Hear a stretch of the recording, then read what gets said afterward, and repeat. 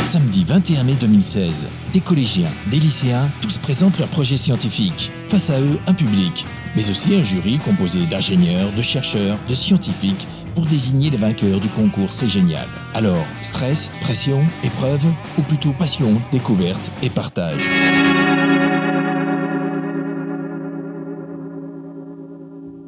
Pour cette édition 2016 du concours C'est Génial, ce n'est pas moins de 430 projets scientifiques et technologiques réunissant près de 9400 collégiens et lycéens de toutes les académies, des filières générales, technologiques et professionnelles. Suite aux finales académiques, 52 projets ont été sélectionnés pour la finale nationale. Des projets innovants et ambitieux autour de problématiques actuelles. Il s'agit d'une canne qui a pour but de suppléer la vue des aveugles, leur permettant de se déplacer librement dans un environnement. Il y a détection d'obstacles, guidage par suivi de ligne au sol, reconnaissance de visage, une horloge parlante, ainsi qu'une lecture de texte. Vraiment, j'ai été sidéré par la richesse de ces créations, la diversité, l'engagement aussi, le développement durable.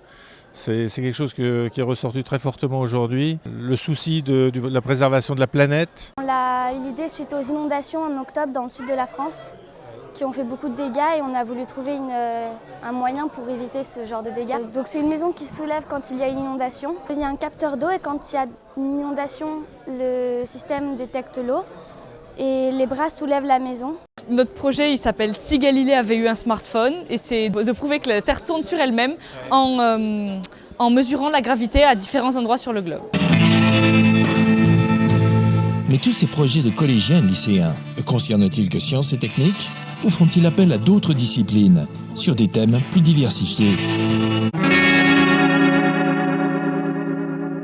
Alors il y en a un qui m'a beaucoup impressionné, c'est le piano cocktail. Cette référence à la fois aux sciences, adaptée, comment en jouant du piano on peut faire un cocktail, mais aussi cette référence littéraire à Boris Vian. Et on voit bien que finalement la culture scientifique, elle n'est pas que scientifique, elle s'adresse à des multidisciplines. C'est la littérature, c'est la physique, c'est la science de la Terre et de la vie.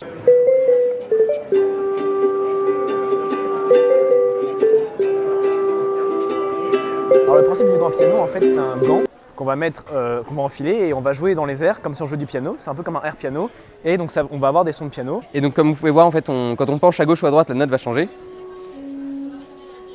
Ce qui nous donne accès à nos 15 notes. Et donc on a aussi le mode accord majeur ou mineur.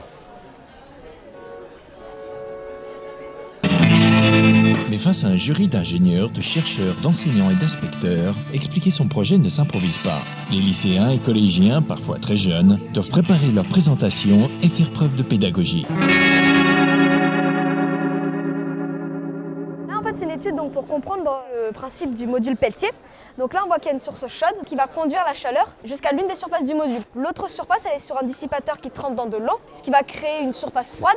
Et l'écart de température entre les deux phases va nous permettre d'alimenter un petit ventilateur ou un autre objet électronique. Je pense que les élèves réalisent aussi l'importance de la communication, de la rédaction, de l'anglais. Des recherches, des expériences, des présentations claires et soignées. Mais quel rôle jouent les professeurs qui ont encadré les élèves ? On leur donne quelques pistes et puis en fonction de leurs affinités, de leurs aspirations, ils disent « j'aimerais bien travailler sur ce thème-là », mais après c'est eux qui définissent la problématique. On est vraiment des accompagnants, des coopérants, mais on ne veut surtout pas s'approprier le projet. Je trouve que c'est ça l'école de demain en fait. C'est une école où on apprend de la théorie, mais où on apprend en faisant. On voit bien que ce faisant, ils ont aussi appris à parler, à s'exprimer. Ils se sont cultivés.